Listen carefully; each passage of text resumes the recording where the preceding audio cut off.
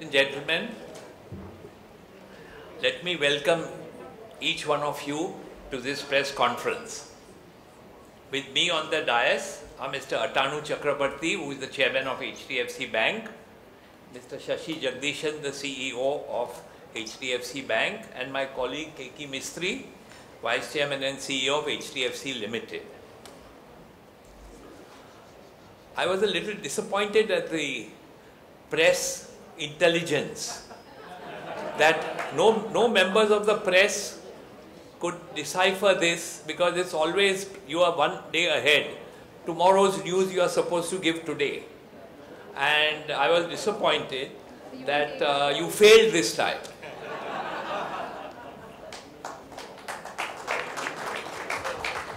But we tried our best. The work was going on for the last 3 weeks, and we tried our best to keep the number of people involved limited and strict no talking. Anyway, the board of directors of HDFC Ltd and the board of directors of HDFC Bank, at their respective meetings held today, have approved an all-stock amalgamation of HDFC with HDFC Bank. The amalgamation is subject to the approval of shareholders of HDFC and HDFC Bank respectively. RBI, stock exchanges, SEBI, and such other regulatory approvals as may be required for approving this merger. Only upon obtaining all approvals when the merger will become effective. HDFC will merge with HDFC Bank. Shareholders of HDFC will receive shares of HDFC Bank in exchange of the share in HDFC at the approved share exchange ratio. Bansi Mehta and Company and Deloitte Touche, appointed by HDFC and Bank respectively, have recommended a share exchange ratio which has been accepted by the respective boards. Bank of America, Merrill Lynch, Securities and Morgan Stanley provided the fairness opinion on the share exchange ratio both to HDFC and HDFC Bank respectively. Accordingly, shareholders of HDFC Ltd will receive 42 shares of the bank for 25 shares held in HDFC Ltd. The shares held by HDFC Ltd in the bank will be cancelled. Post-closing, HDFC Bank will be 100% owned by public shareholders, and existing shareholders of HDFC Ltd will own about 40% of the bank. So there won't be any promoter left in the HDFC Bank. It will be all in the market. As today HDFC has no promoters and the entire shareholding is listed in the market and can be traded. Similarly, HDFC Bank now, earlier we had 21% of the shares, now it will all be in the market. Both of us have been evaluating the pros and cons of a possible merger for mutual benefit of both institutions. The merger is coming together of equals. Customers of both HDFC and the bank will be the biggest beneficiaries. However, over the last few years, there have been certain regulatory changes for banks and NBFCs, which have considerably reduced the barriers for a potential merger. The last 3 years has seen a host of guidelines issued by RBI on harmonizing the regulation between banks and NBFCs. These have included guidelines such as large NBFCs should be converted into commercial banks, particularly those over 50,000 crore asset base. NPA classification, which was different before, Reserve Bank has now made the same NPA classification for NBFCs, housing finance and banks. The Reserve Bank has now we are required under the Reserve Bank regulation to provide liquidity coverage ratio. That means NBFCs need to maintain liquidity against the next 30 days outflow on a rolling basis. Scale-based regulation for NBFCs have been introduced by RBI, where we would be recognized as a large organization in the upper layer of NBFCs. And the upper layer of NBFCs will have a much closer and stricter regulatory requirement. Another factor is core financial solution system.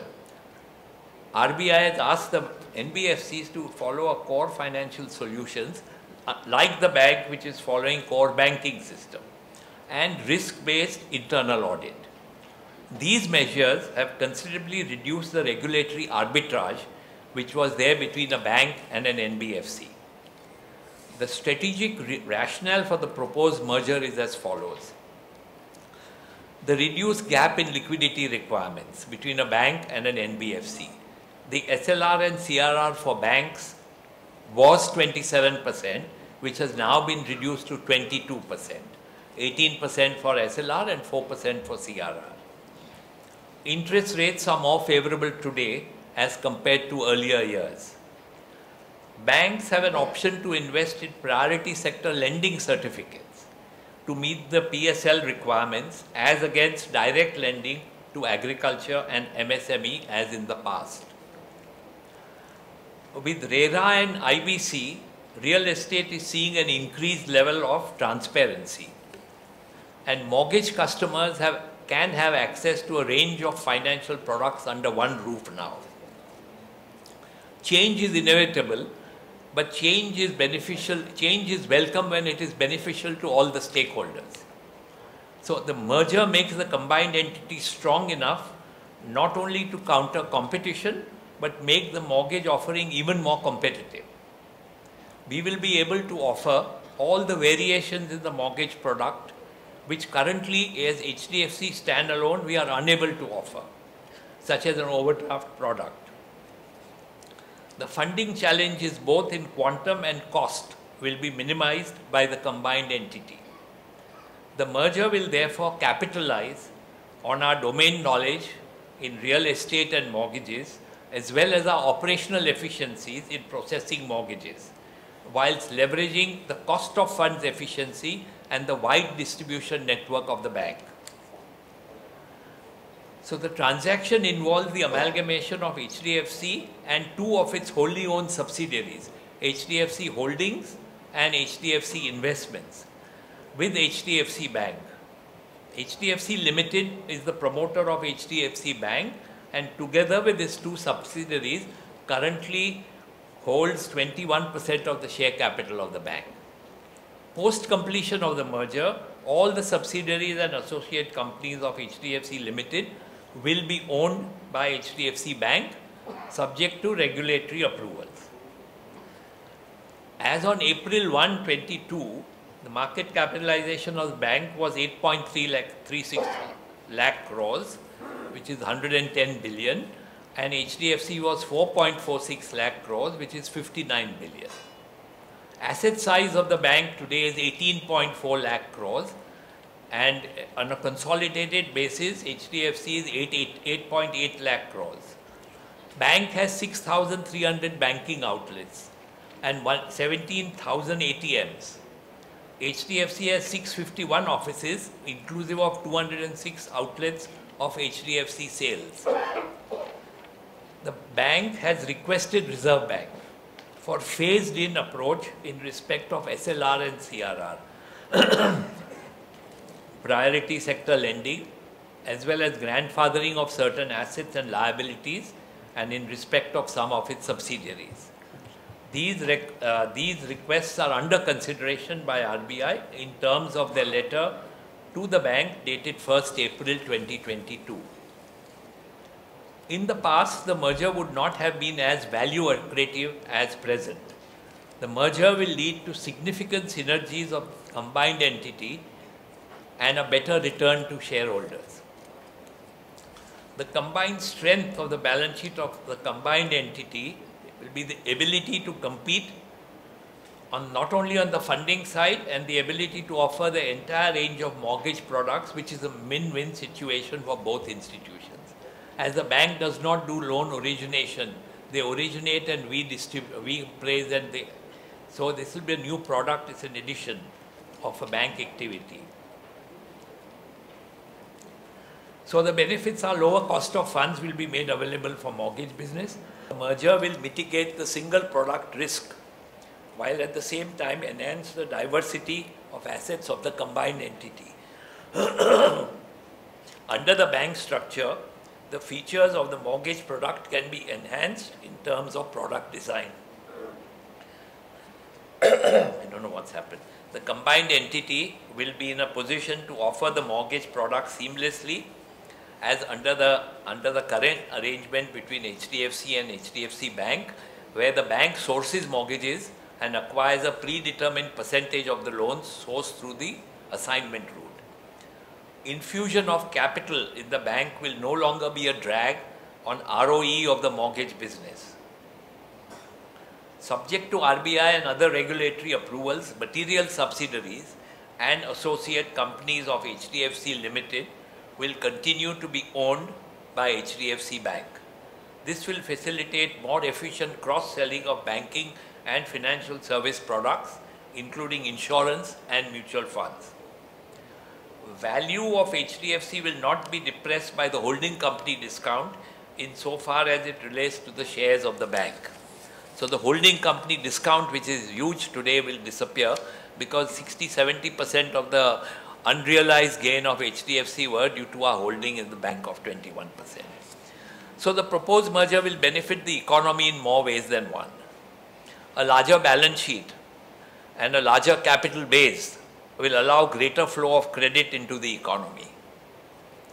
It will enable underwriting of larger ticket loans, including infrastructure loans, which are an urgent need of the country.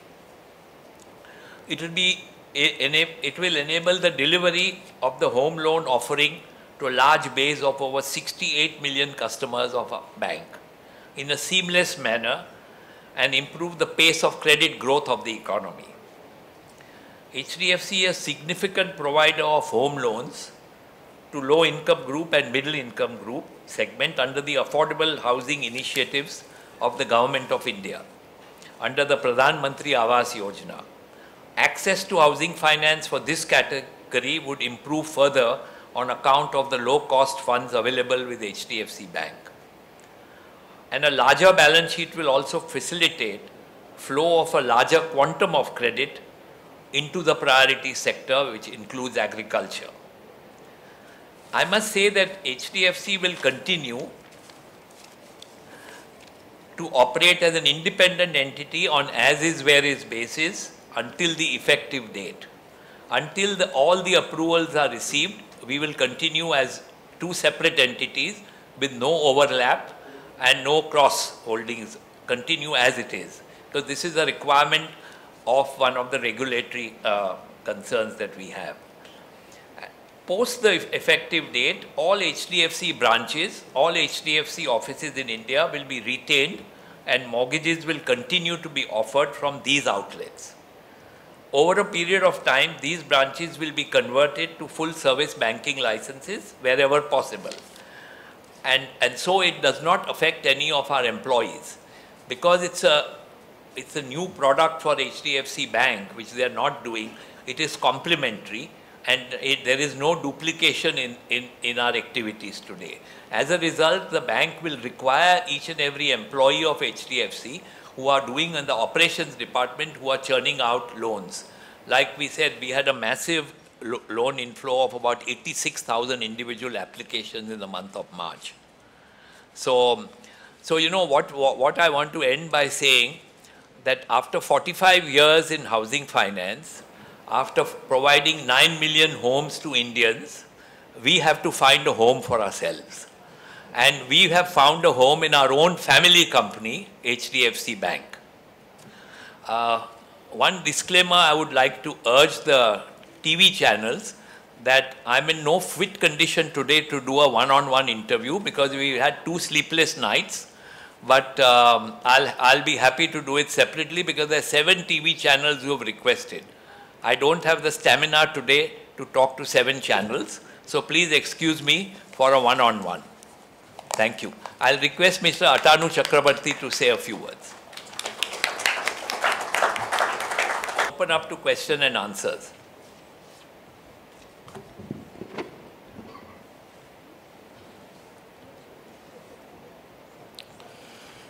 Good afternoon, everyone. Mr. Parekh has very aptly and in a very concise fashion brought together the complexities of otherwise a deal of this millennium for the country's economic history in very short and pithy fashion.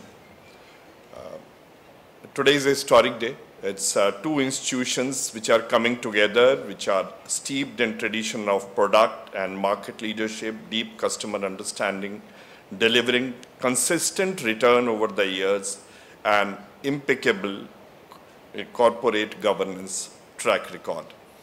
And in a sense, it has been a growing up of a child which was a prodigy, which has matured and now also taking the parent along. So it's in a sense, as poignant for the bank as it is for HDFC Ltd. And I'm really grateful to the entire leadership over all these years of both the organizations which have brought up these organizations to this path that they are turned out to be a real big engines of growth for the country. Companies do tend to come together, however, after 2 years of the pandemic that the economies have been buffeted with, people had their personal tragedies. The timing that this transaction couldn't have come at a better time. Indian economy is now poised to grow.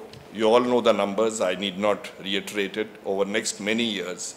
And banking industry is well positioned to make it grow. And these two organizations, when they come together, the big balance sheet that they bring in will also bring in a huge credit growth needed for the economic development of the country. And that's where actually the rationale of the entire deal derives itself. It is further predicated on the reforms that have taken over last few years, which inter alia include the GST, RERA, provision of specially RERA and GST and infrastructure status to affordable housing, which really make them sort of extremely creditworthy, budgetary incentives for affordable housing and many other policy incentives. And over the last few years, you were also seen and observed increased housing demand in Tier 2 and Tier 3 cities. And as the housing sector is very strongly coming into being again after a few years of being in a sort of plateaued growth, one is looking at a multi-year growth path. The mortgage contribution, I'll just give you a number, of the country to the nominal GDP is around about 11%. China stands at 20 plus and developing economies are close to 40. Now you see the gap and you see these balance sheets. I need not tell more about it as to how this gap is going to be fulfilled by these two balance sheets and bring the growth not only for the economy as well as for the combined entity that will come into being. As Mr. Parekh had alluded to, the NBFC's regulatory trajectory had been coming closer to the banks. That makes this deal that much easier in terms of the overall risk requirements that the regulator puts in for the financial institutions. To that extent, the requirement of CRR, SLR, and other various requirements which have been converging over the past few years and now come fairly close to each other. Of course, there are differentials which need to be phased in. Over the last 6 years, the bank has grown its book well with lower cost of funds, and some of the costs associated with merger like maintenance of statutory reserves on the merged entity has also come down. This, along with the fact that affordable housing also qualifies for the PSL, makes the merger value extremely accretive and attractive for both the organizations. The key subsidiaries of HDFC Ltd, which are likely to be the subsidiaries of the combined entity, have built-in resilience and to also take external capital support wherever possible. To that extent, they are very strong in themselves and their balance sheets are equally powerful. And they are, in turn also add a lot of value to the combined entity. The bank can now leverage its entire branch network. It will also be able to offer the entire bouquet of services to the HDFC Limited customers, which are considerable in number, and also complete, wherever required, the gap for 6.8 crores customers of HDFC Bank, especially with respect to the housing loan products. So that put together shows the large market that gets created on account of these two entities coming together. And of course, the possibility of leveraging the long tenor home loans to cross-sell other banking product and also make the books of the bank very stable. And a stable book for any financial institution, I need not reiterate, is always something one looks forward to. The coming together of distribution and customer leadership of HDFC Bank and the product and market leadership of HDFC Limited in the housing loan product, which is absolutely first rate, is, let me reiterate the things which earlier on Mr. Parekh had mentioned, as extremely value creative. And the skills are complementary in nature, and their coming together only enhances the value that could be delivered to the customers. Needless to say, the post-merger, the combined entity would continue to meet all the regulatory, incremental regulatory requirement on the regular basis that it has been doing till now.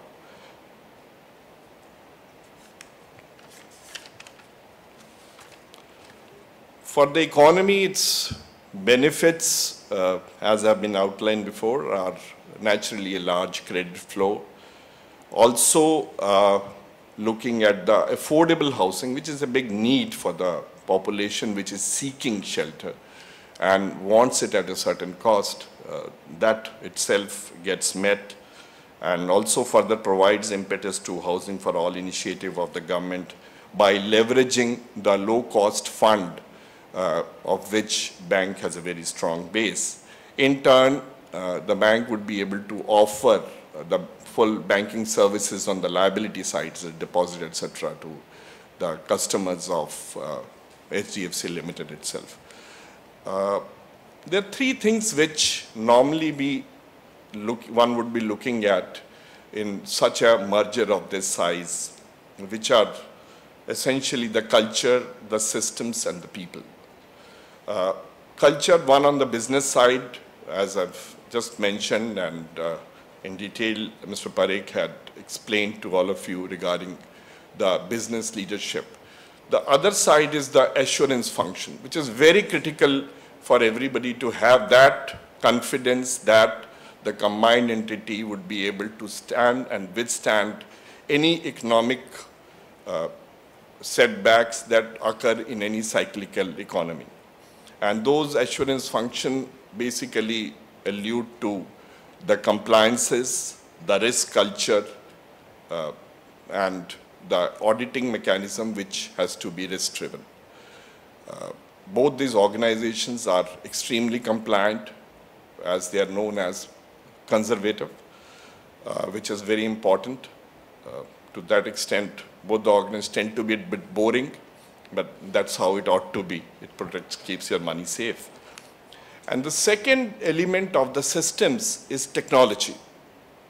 And luckily, both the institutions have embarked on a very large technology revamp.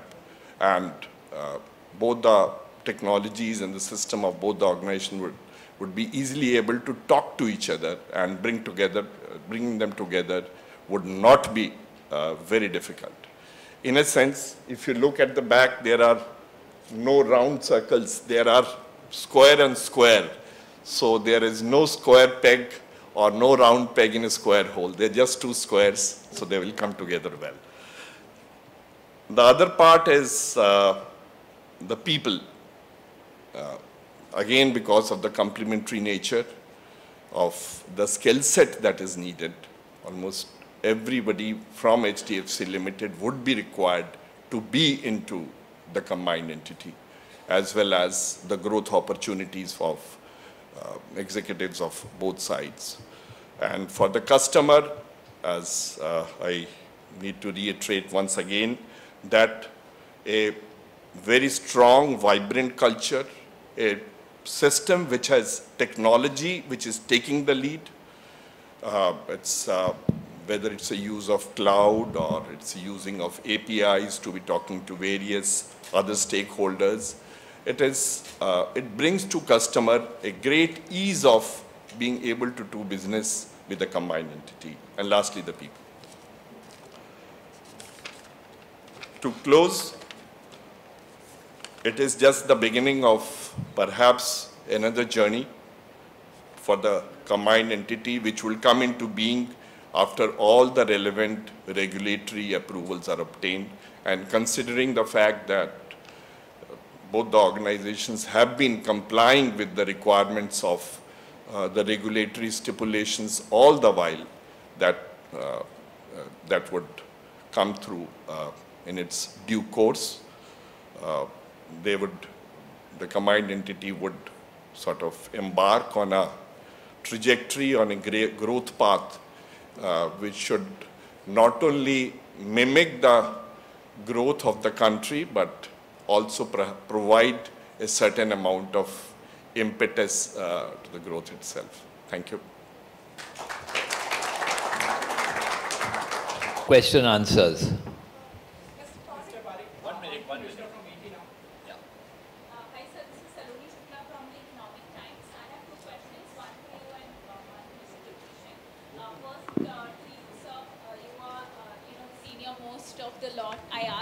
To Mr. Mistry, but he definitely dodged it. From here onwards, for the next 2 years, what is the role that you see for yourself, Mr. Mistry and Mr. Jagdishan, in the combined entity once the merger is over? And Mr. Jagdishan, whenever the merger of HDFC and HDFC Bank has spoken in the past, and we have spoken about this at your office as well, it's said that this will be more value accretive for HDFC rather than HDFC Bank. If you can, enumerate, Mr. Parekh did speak about this at length, but if you can, as the MD and CEO of HDFC Bank, enumerate what this holds for you, or this is just done in a timely fashion to give HDFC a good home. Thank you. No, you first.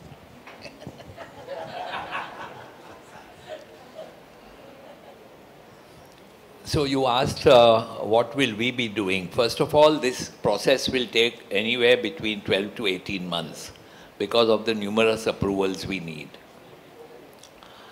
Reserve Bank of India rule does not allow anyone above 75 to be on a board of a bank. I have already crossed that age, so there's no way I can be on the board of the bank. So far as Keki Mistry is concerned, he's 67 years old. It will take a year or so. So he may have a year and a half possible to be a director on the board. He will not be a full-time executive, but he doesn't want to be a full-time executive. Not that we don't want him, but he can be a director on the board, and he can handle the mortgage functions, investor relations, whatever Shashi wants to do with Keki. We leave it to them to see. But we'll all be taken care of. You don't think that we'll be thrown out. It's a merger of equals, and it's a friendly merger. It's not at all hostile, and we are one. As Mr. Chakravarti said, as the son grows older, he acquires the father's business. So that's all happening here, nothing more.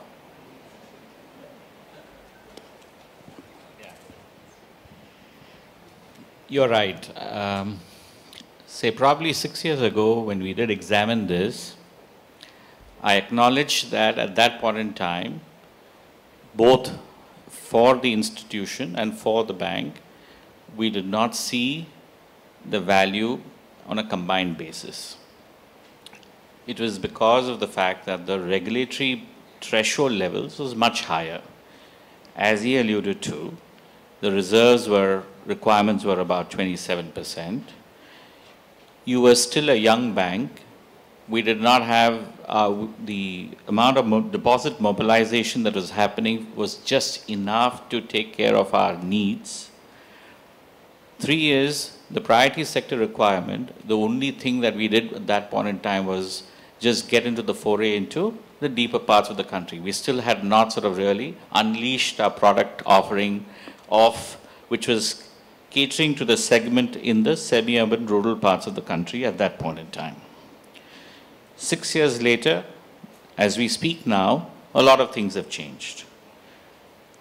Part of it, I think I'll be repeating some of the things that he mentioned, some of the things Keki mentioned in the call this morning, and Mr. Chakrabarti also mentioned, but I'll just try to put it in a capsule. Number one, the interest regime itself has come down dramatically. We used to be around the 7 to 8% 6-7 years ago. Now it's around the 3 to 4% levels.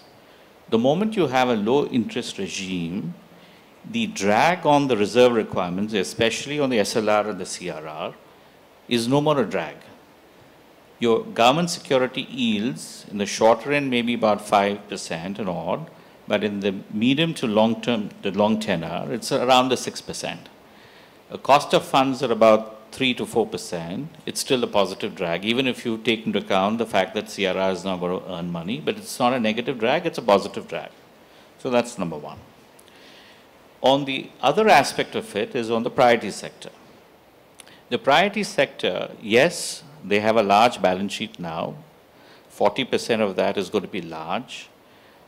And there are sub-elements, which is what we need to meet as small and marginal farmers, or the weaker section, because if you don't meet that shortfall, we need to keep it in the Rural Infrastructure Development Fund, where there will be a drag. Now, that's a reality. But there are a lot of things which have changed over the last 6 years. Number one, in the last 6 years, the bank has learned to unleash its product offering, especially in the micro enterprises sector, over the last 6 years, and more so in the last 2-3 years. If you look at the recent numbers which was published last year, the fastest growing engine for the bank is in the microservices segment, and that qualifies for priority sector. Two, if you look at the arrangement that we have with HDFC Ltd, we have the ability to distribute HDFC Ltd home loan, and we have an option to buy back. However, whilst we have grown on a CAGR of about 25% over the last 5 years on mortgage, we still are a small proportion of where the market is. Our proportion of mortgage in our book is just 11%, as against when you compare with some of the larger private sector and the largest bank in the country, where the proportion is much between 30 and 40%. So, and when you look at it, we have not actually unleashed this product for various reasons into all parts of the bank. We have only few branches which offer these products. When the regulatory approvals do come in, we have an opportunity for us to unleash it in all our distribution points. And our distribution points are not just branches. We are now today 6,300 branches. We have a capacity to add more and more branches at the same pace that we've added this year. We've added about 730 branches in a COVID year. We could sort of really ramp it up even in the future. And with this kind of an announcement, we probably may even step it up even further, because that all sort of helps us to not only mobilize deposits, but also sort of increase the distribution of loans, especially affordable homes. 50% of our branches are in semi-urban and rural parts of the country. Their product, which is the affordable housing, is not something that we have actually penetrated much. The moment you start to launch that, and the moment you start to unveil that and unleash that, it's nothing that I did, but it's the institution is amazing. It's a 25 years of institutionalized processes. The sales execution engine is so good that come what may, you can't stop that growth engine at all. So we will fulfill our priority sector requirements on a self-fulfilling basis by moving the affordable housing through the rural and distribution network. In addition to that, we have the BC channel, which we've been talking about it from in our earnings call. We have more than 15,000 BCs, but we have expanded our partnerships to more 5 other partners, so the reach will be even more. That will be powering more distribution of such priority sector products.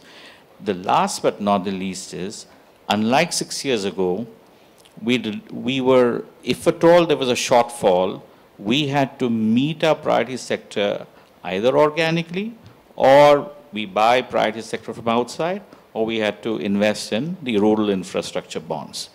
That needed funding requirement and more reserve requirement also.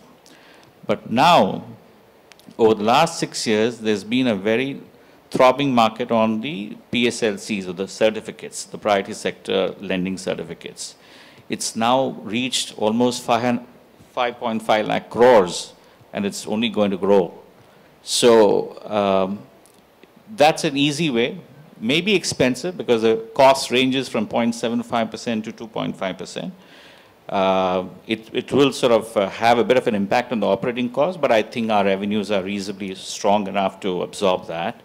But you don't need a funding requirement. So a large portion of that, 50% of our requirements can come out of that. And there's an appetite in the market for that. So eventually, this time around, the need to have the, us sweat a lot to get the deposits and reinvest in PSL is not going to be so much. It's going to be an effort.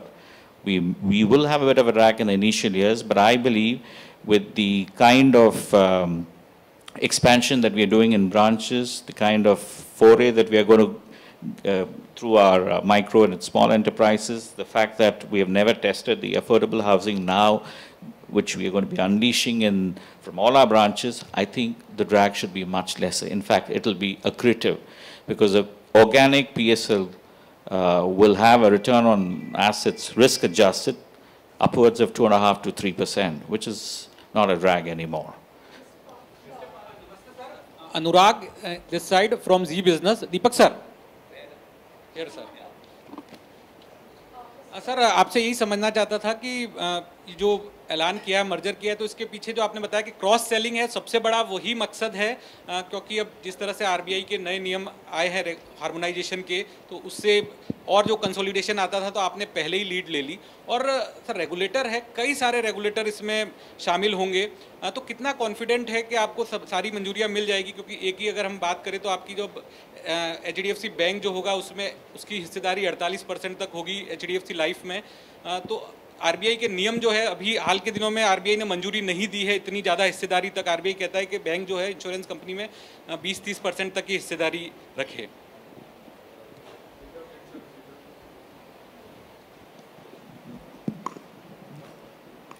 I'll answer your question in English if I may. As we said, we have large number of many regulatory approvals we need. We need the approval of insurance regulator, the pension regulator, SEBI, RBI, CCI, Competition Commission of India, shareholders. So all these are, the merger is subject to getting all these approvals. And that's the reason we said it'll take about NCLT, it'll take about 15 months, 18 months to get all the regulatory. And there is a sequence on which how you can go. What is 1, 2, 3, how do we go? And so we are quite hopeful that, that we will get approvals from the regulators. We are positive we'll get approval because it's positive for the economy. You need large banks in India. RBI is encouraging NBFCs to become banks. And for the NBFC also, as I mentioned, the arbitrage which was available in the past is getting narrowed and narrowed. So there's very limited advantage of being an NBFC because similar regulations of banking are coming to the NBFC sector, particularly the large NBFC sector. A follow-up to that, Mr. Parekh, actually, would HDFC look to increase its stake in the insurance companies to take it above 50% for the regulator's comfort? And has there been any preliminary discussion with the regulator on whether or not you will have to create this holding company structure once the merger goes through? And there's a second question after that, sure. No, so you are right that RBI rule says either you have above 50% or 30%, and we are, I think, at 48 or something on our life insurance. So we have taken up the matter with RBI, and we've written that item with to the RBI, and we hope to get a reply sometime sooner. You know, permitting us to keep the stake as it is, or they may tell us to buy that 1%, which we can easily buy in the market to make it compliant to the banking regulation of 50%. But ultimately, what we have to do is, many banks have life insurance and asset management companies. We have to comply with RBI regulations on this. If there's a change, we will accept the change. If the change is there for other banks, we'll have to accept the same percentage holdings. So that we have confirmed to the Reserve Bank that whatever they do for other banks who own insurance companies, the same will apply to us. On the capital requirement, sorry, if I may, you know, the additional... Sorry, on the? Capital requirement, the additional CRR, the additional SLR, I think that is the biggest question for the investors as well. How much will that number be? Could you give us a figure, please? See, what we have in our letter to the Reserve Bank of India, we have said two things. One is, please give us time to be compliant on our existing assets of HDFC Ltd, a specific period of 2 to 3 years. But all new loans will be complied with the SLR CRR regulations. And so this is also one of the requests made to our RBI to give us time for the PSL, because we don't have MSME loans. We don't have agriculture loans in our books. Yes, we have a large amount of affordable housing loans, but not of these two, because there's a grading how much you can have, how much you must have for agri, MSME and affordable in that 40% PSL sector. So, and we always, under the LCR, we carry some amount of liquidity ourselves for our public deposits, which we take from the public, retail deposits. We anyway have to provide SLR. We have to have government securities. So we have to work out and see. We've not yet done a number of how much will it be, what will be the shortfall, what will our RBI permit us to do, how long we will get to be totally compliant, grandfathering of our assets and liabilities. So all this is an open question. It depends how RBI responds to our letter. And HDB Financial, HDB Financial will continue to be an NBFC held by HDFC Bank. Is there any thought on that? Till the effective date, we will be an NBFC in the housing finance sector. After the effective date, the NBFC will disappear, the HFC will disappear, it will all be one. No, this was the HDB Financial. The HDB Financial, again, we will do what RBI tells us to do. At the moment, it is almost 100% owned by the bank. You want to say what percentage? Yes, today it is about 95%. We would love to have it as a subsidiary, but if the regulatory prescriptions suggest that we may have to have an alternate thought process, we are happy to do so. Sir, has the regulators been already, I mean, there has been any discussion with regulators already, or you will move the application now? And one more question, sir, you mentioned about the RBI releasing the guidelines for NBFC. Was that a trigger point for taking this decision now?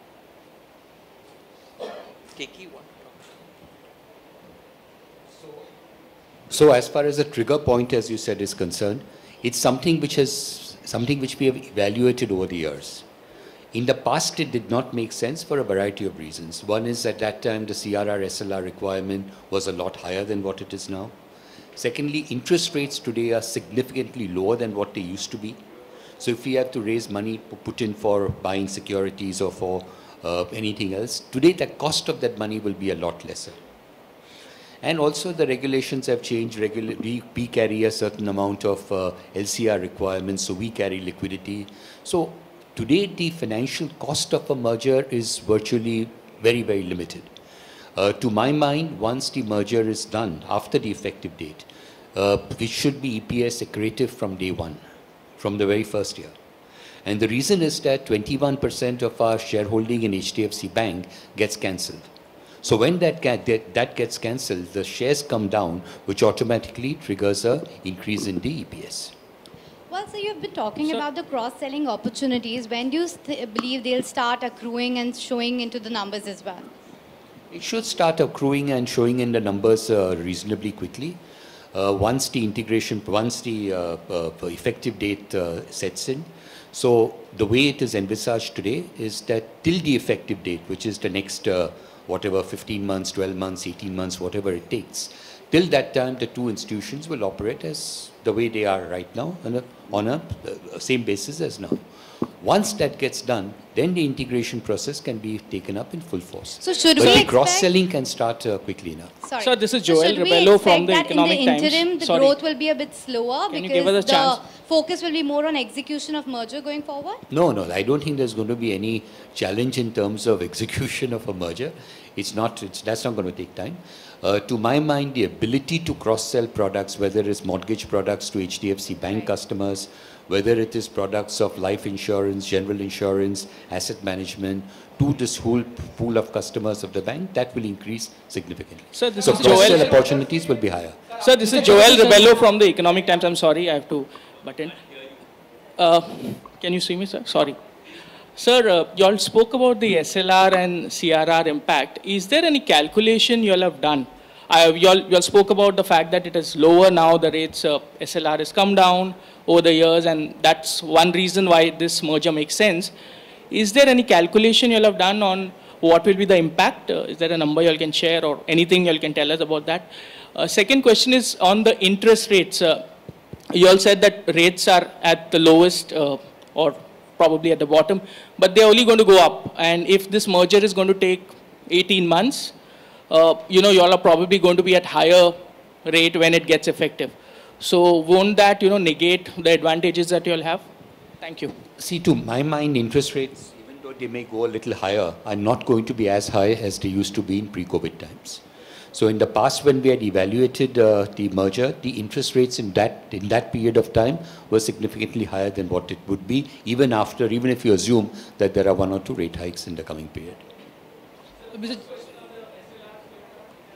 See, SLR, CRR depends upon, we've sought some kind of, we've spoken to RBI, we've told them that give us a little time to catch up with the CRR, SLR, PSL requirement. So a lot depends on what kind of response we get from RBI. Mr. Jagadishan, this is Bijoy from Informis Chair. RBI has responded to us that we have a letter from RBI and they say that your proposal under consideration.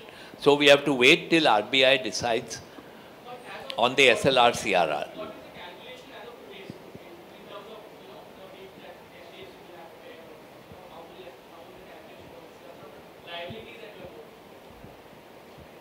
We don't have any calculation.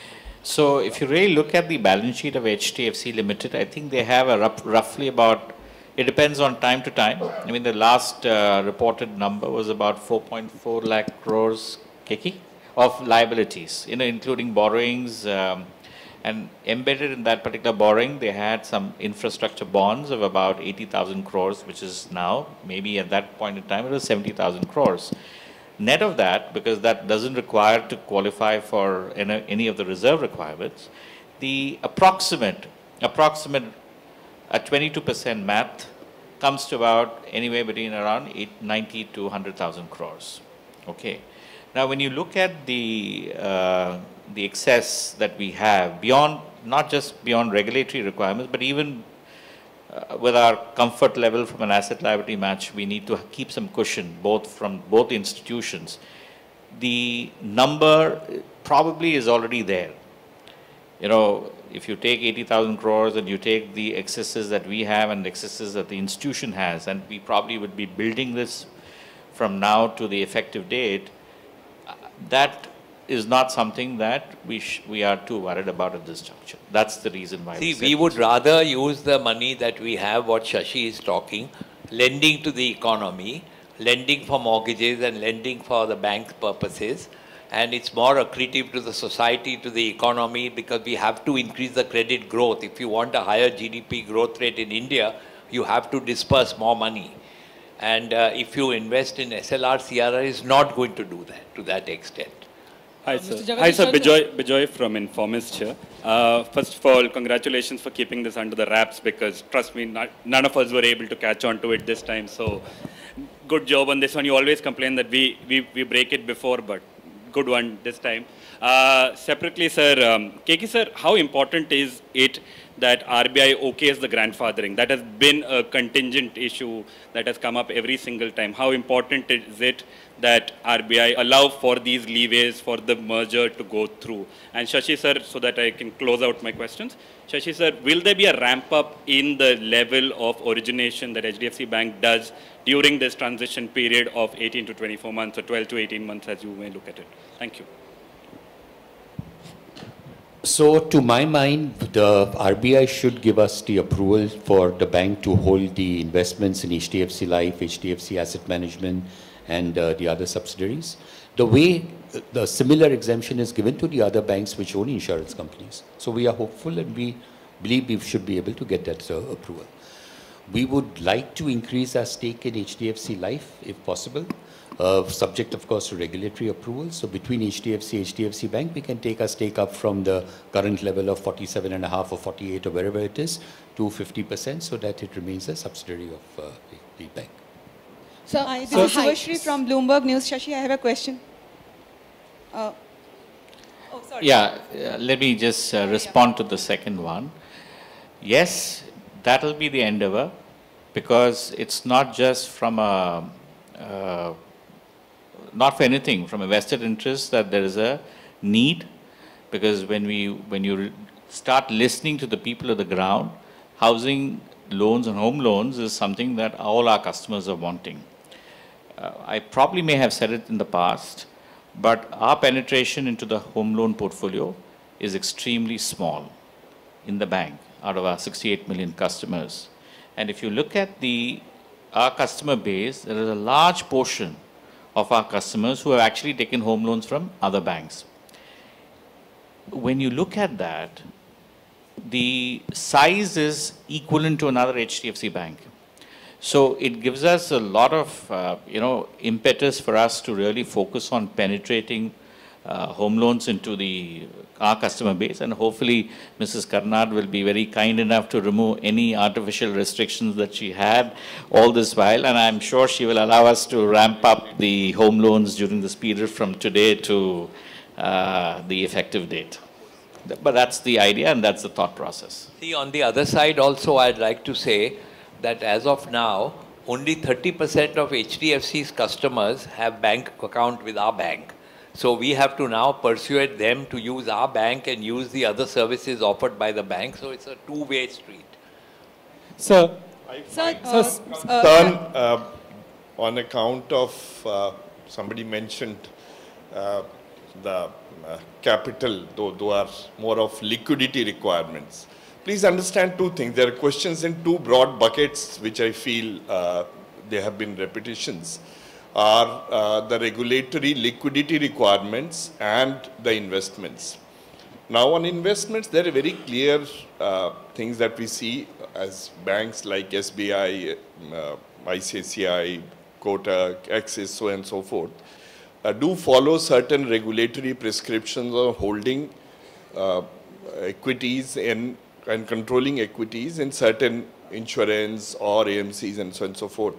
And more or less those kind of regulatory prescriptions would follow in with some changes here with respect to grandfathering, for which regulator would take decision in due course to ensure that larger number of insurance, if you see there are a lot of insurance reforms that have taken place. Similarly, the same goes for savings to be pushed into equity-linked or debt-linked instruments. So that's where regulator will take an appropriate call, for which already prescriptions today largely exist with margin and deviation. Secondly, the problem on liquidity requirements come for those who don't have capital. These two organizations, please understand, are endowed with substantial capital. They believe in keeping a lot of capital and they keep substantial liquidity reserves on top of it to ensure that rainy day requirements, cyclical requirements are fully met. And as the organizations grow, as I had mentioned, that in any case incremental requirement would be met, And having, one NBFC has a particular regulatory regime in its works, bank is another one. So there is a phasing in requirement. For that, regulator will take a call, and these things keep getting smaller as days go. So it's only a guide map towards that is how to be handled. And I think RBI and other regulators would be in the best positions to decide on the guide map. As Mr. Parekh had mentioned, already they have been intimated of those requirements.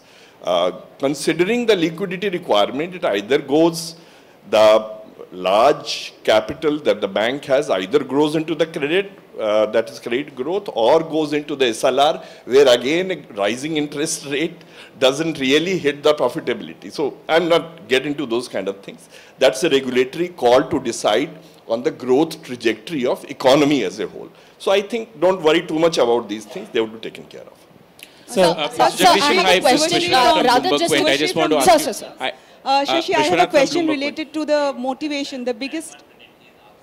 Hi, Vishwanath from Bloomberg. I just want to ask you, Shashi, considering that the last 18 odd months at the bank have gone in a significant tech upgrade, and a lot of management bandwidth has gone away in that, would the next 18 months and then the time after that to complete this integration fully, do you think that for the foreseeable future, this whole process of the management focusing on internal issues, is that going to be the future for HDFC Bank, at least for the next 3 years or so?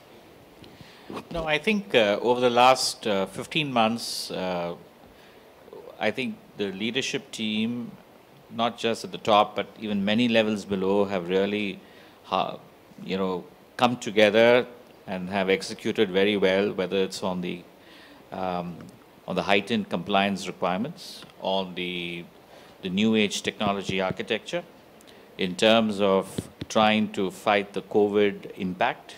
3 is trying to ensure that we maintain the asset quality despite the fact that a lot of our customers did get impacted.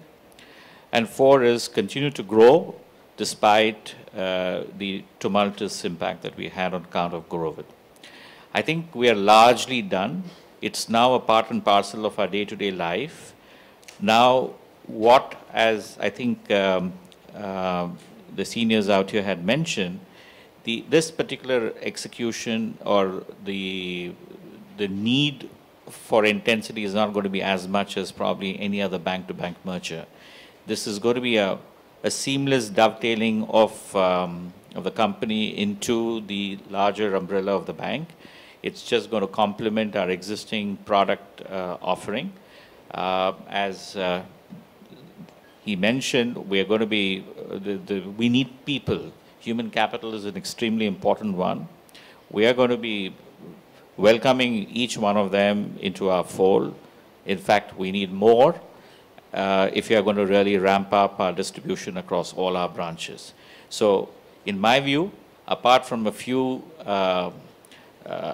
hungry battery of legal experts and some of people who can, burn the midnight oil, they are the ones who are going to be ensuring that the legality requirements for the integration is going to be done. Of course, apart from that, we will have a plan for HR integration, for the system integration, which I believe should not be too much of a tough ask, because it's going to be a single monoline product company system. As someone was mentioning, it's just a lift and move and integrate into the core systems of the bank. So I don't think that's going to be really have a drain on our bandwidth. We probably have an opportunity for us to focus on ensuring that we step up our distribution of home loan products, as I just mentioned to the earlier question, over the next, from now to, or whenever the regulatory requirements, I know our legal person is listening to this very intently, so whenever he approves from that time to the effective date, we will be ramping up our distribution, and it's not going to choke our bandwidth at all. So, just seeking a small clarification, sir. You're ruling out the possibility of having to create a NOFHC? It will not, the holding company requirement will not arise at all. It's only the bank taking control. Absolutely, sir.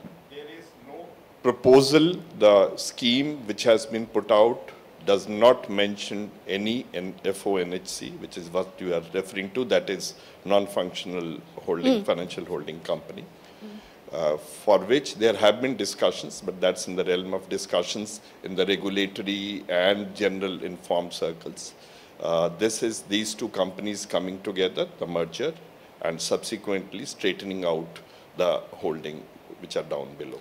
That is what it is in plain vanilla terms. Okay. Mr. Sir, in the in the earlier transactions, we've not had the RBI give dispensation or even grandfathering. I'm referring to the IDFC transaction here as far as CRR, SLR is concerned. So what is the plan that HDFC Group has in case the RBI is going to stick to its ground? We'll cross the bridge when we come to it. So we are capital adequate organizations. So that's not an issue. So Parikh had also referred, the capital either goes towards SLR bonds or goes into the credit flow. So as I said, that's not really an issue which is on the table.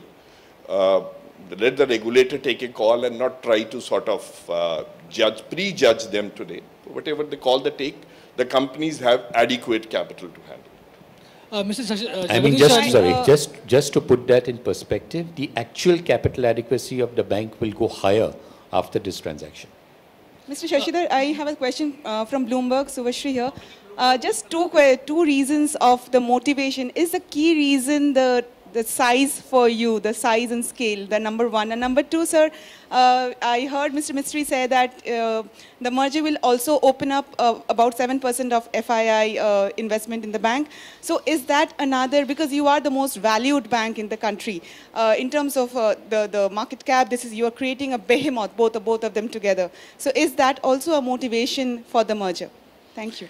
The primary motivation is fulfilling the latent demand of housing into our customer base. As I mentioned and I repeat it, our penetrations are very low. We practically are losing our customers to other banks. Now, not just the home loans, but it's a very sticky product.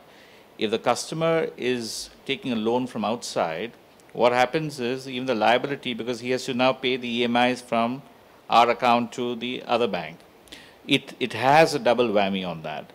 So the primary motivation is that we have an opportunity not just from our taking the mortgage penetration high, but also it will also help in ensuring that the outflows that happen on account of the liability franchise will also be protected. But more than that, they also have 10 million customers. Maybe a certain portion of them will be very active. The penetration there of our products is very low. So it has another opportunity for us to penetrate, and we have a lot of the complete suite of ex-mortgage consumer products as well for us to cross-sell there. So that's the primary motive. What you said about the FI holding is just a secondary, it's a collateral benefit. It's a collateral benefit which we didn't think of it till our investment bankers told us that this is an additional benefit, that it opens up some gap in FII holding. Icing on the cake, sir. Mr. Jagadishan, Manojit here from Business Standard. Can you throw some light on the board composition of HDFC Bank post the merger? Apart from Mr. Mistry, any other officials will join the board of the bank? Because you have not received RBI approval in recent times to induct fresh board members. No, I will let the seniors talk about this. The board of the bank.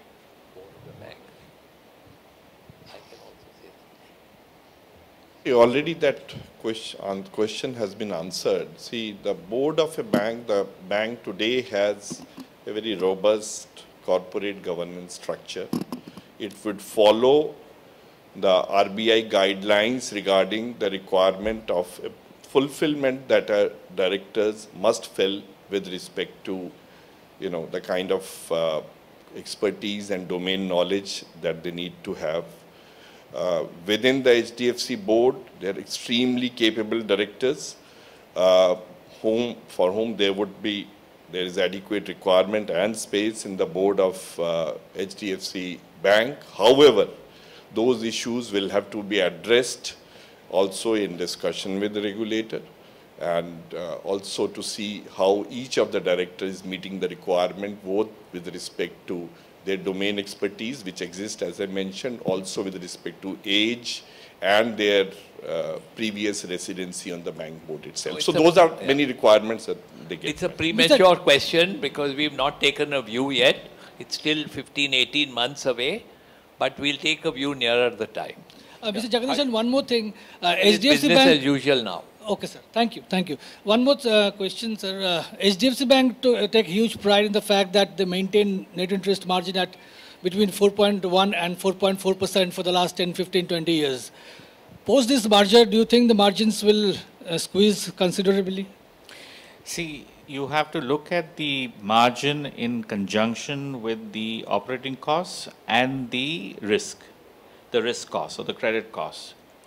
The margin for a book where you have a certain proportion of non-retail assets, that is wholesale assets and retail assets, the margin has always been between 4 and 4.4%. Because we had a kind of, in the DuPont analysis, the operating costs and the credit costs was in a certain range which could give us a return on assets between 1.8 to 2%.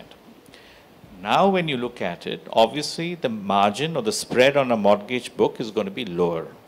So the simple arithmetic of that will depress the margin. But along with it, because it is a larger ticket than any of the consumer product that the bank has, and the duration is longer, the operating costs on that particular ticket is going to be lower.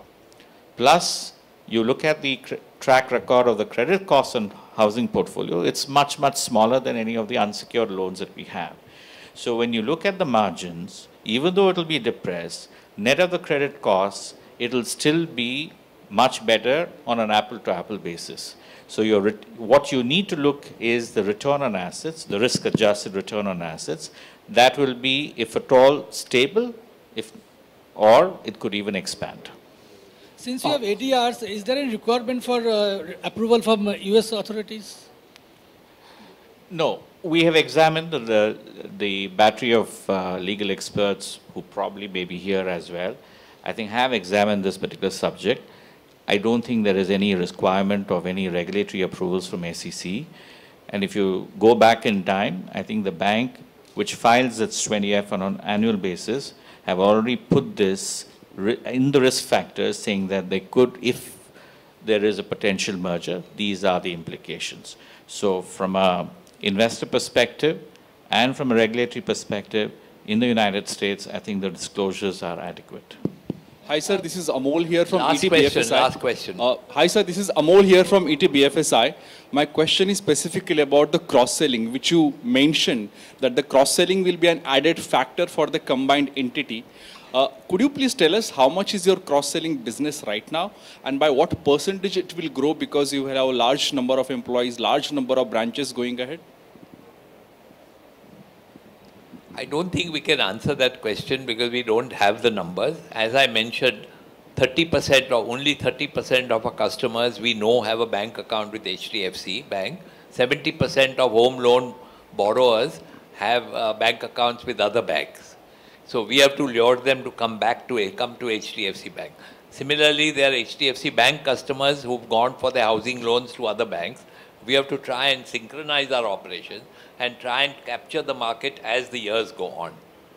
So it's difficult to give a percentage of cross-selling, but HDFC Bank is a distributor, is a large distributor of life products, is a distributor of a mutual fund product, and it gives us loans, housing loans also. About 25% of our loans come from the sourcing of the bank. So as a distributor, the bank with its numerous branches is a good source. Now, how much cross-selling, exact numbers and all, we don't know. Sir, I have a question for...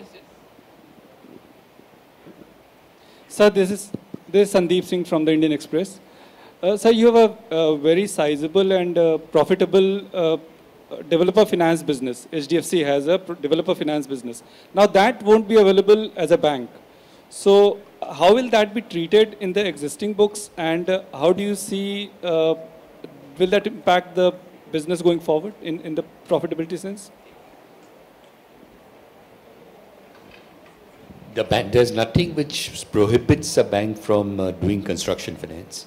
In fact, one of the ways of increasing the retail business, the individual housing finance business, is to give construction finance loans where the product, the housing loan product can be targeted or can be explained to the people who are buying those apartments. So I'm sure it is a product the bank would be interested in. Sir, I have a question for Mr. Shashi. This is Gopika from Mint, right at the back. So I mean, it said that this gives space, the deal gives space to underwrite large ticket loans, including infrastructure loans. So what is your plan with regards to infra lending? How big do you want to go? How much of the book are you looking at?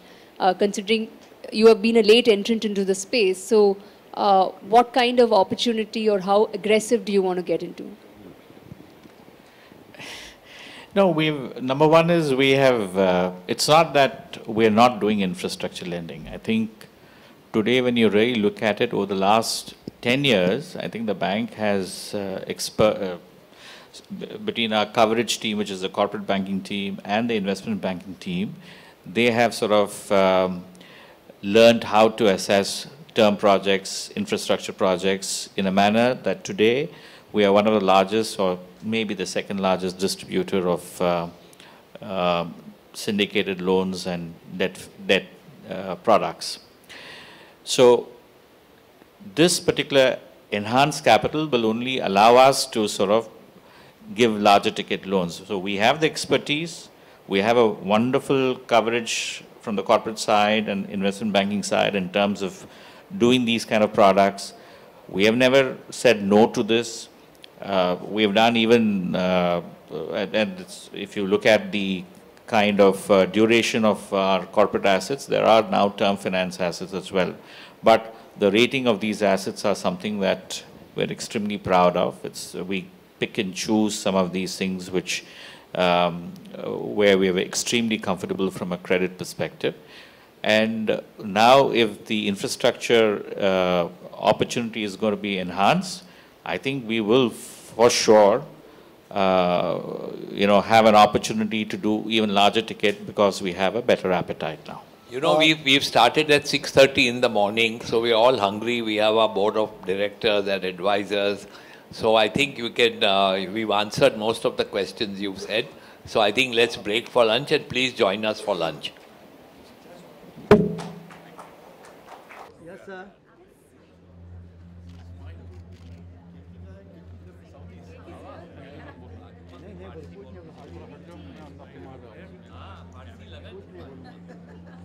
कितना वक्त लग जाएगा इसके बाद, और sir उसके बाद आपका क्या रोल रहेगा, क्योंकि अब आप बैंक में तो नहीं कितना टाइम लगेगा? रेगुलेटरी अप्रूवल चाहिए, काफ़ी रेगुलेटरी अप्रूवल चाहिए, 12-15 महीना तो लग जाएगा, 15 महीना तो लग जाएगा सब रेगुलेटरी अप्रूवल। देखो सर, आपने कहा था कि इसका जो सबसे बड़ा फ़ायदा होगा वो दोनों के कंज्यूमर्स को होगा और जो शेयर होल्डर्स होंगे उनको इस डील को किस तरीके से देखना चाहिए, जो कंज्यूमर्स हैं और शेयर होल्डर्स दोनों? नहीं, कंज्यूमर्स को तो फ़ायदा होगा बिकॉज अभी हम एक जगह पे सब प्रोडक्ट्स दे सकते हैं। हम पहले एक प्रोडक्ट का कंपनी है, कोई हमारे पास आता है हाउसिंग लोन के लिए, 6 साल भर दिया है, पीछे उसको गाड़ी के लिए लोन चाहिए, हम नहीं दे सकते, बैंक में जाना पड़ता है। अभी एक रूफ के अंदर हम सब लोन दे सकते हैं कंज्यूमर्स को। So it's a seamless operation. Earlier हमारा एक प्रोडक्ट का कंपनी था, अभी हम अभी जो बैंक बन जाएगी तो it's a logical extension, bank ही होना चाहिए। ये स्केल हमारा बहुत बढ़ गया है और आरबीआई का इंटरनल वर्किंग रिपोर्ट में भी कहा है कि large NBFC should become banks, commercial bank. हमारे पास एक बैंकिंग लाइसेंस था, तभी हमने सोचा कि हम हमारे बैंक से मर्ज कर लें। सर, और एक आखिरी सवाल म्यूचुअल फंड बिजनेस को लेके और इंश्योरेंस बिजनेस को लेके, क्योंकि काफ़ी सारे रेगुलेटरी चेंजेस वहाँ हो रहे हैं, होल्डिंग रह सकती है नहीं रह सकती, इस पर डिबेट है, तो आपका क्या व्यू है, बोर्ड का क्या व्यू है इसको लेके? नहीं, अभी HDFC बैंक डिस्ट्रीब्यूट कर रही है, इंश्योरेंस प्रोडक्ट्स डिस्ट्रीब्यूट कर रहे हैं, काफ़ी बाहर के भी डिस्ट्रीब्यूट कर रहे हैं। HDFC लिमिटेड भी जो कोई हाउसिंग लोन के लिए आता है, हम उसे भी कहते हैं कि इंश्योरेंस पॉलिसी खरीदिए, आपके लिए अच्छा है, फैमिली के अच्छा है, फैमिली के लिए अच्छा होगा। सो ये हम इंश्योरेंस का बहुत काफ़ी स्कोप है। आज इंडिया में इंश्योरेंस पेनिट्रेशन बहुत कम है, लाइफ इंश्योरेंस पेनिट्रेशन बहुत कम है। अभी कोरोना वायरस के लिए हेल्थ इंश्योरेंस का सडनली एकदम ग्रोथ हो गया है। हमने हमारे एक इंश्योरेंस कंपनी में एक हेल्थ कंपनी भी खरीदी थी और मर्ज कर दी है। हेल्थ इंश्योरेंस का स्कोप बहुत है, लाइफ इंश्योरेंस का भी स्कोप काफ़ी है। दीपक साहब, मेरा एक सवाल रेगुलेटरी कंसर्न्स पे था। सीआरआर और एसएलआर को लेकर हमने आरबीआई को लिखा तो है और हमारी उम्मीद जो है कि बात बन जाए, पर अगर नहीं बनती तो अल्टरनेट ऑप्शन यहाँ पे क्या रहेगा? इसे देखना पड़ेगा, वी कांट प्रीएम्प्ट। तो आरबीआई ने रिक्वेस्ट किया है, आरबीआई देख रहे हैं। आरबीआई ने चिट्ठी 1 अप्रैल को चिट्ठी लिखी है हमें कि your proposal is under evaluation, we are reviewing it. तो होपफुली 15 दिन में कुछ मिलेगा, तब बात कर सकते हैं। Thank you sir. Thank you sir. Thanks a lot.